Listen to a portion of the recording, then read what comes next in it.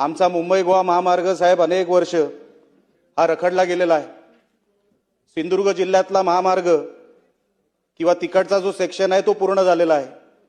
रत्नागिरी आणि काही प्रमाणामध्ये रायगड एवढाच महामार्ग आता शिल्लक आहे। मला असं वाटतं निकम साहेब 100 किलोमीटरच्या आत महामार्गाचं काम आता राहिलं असेल, ते कधी पूर्ण होणार, त्याच्यासाठी हा पैसा वापरला जाईल का?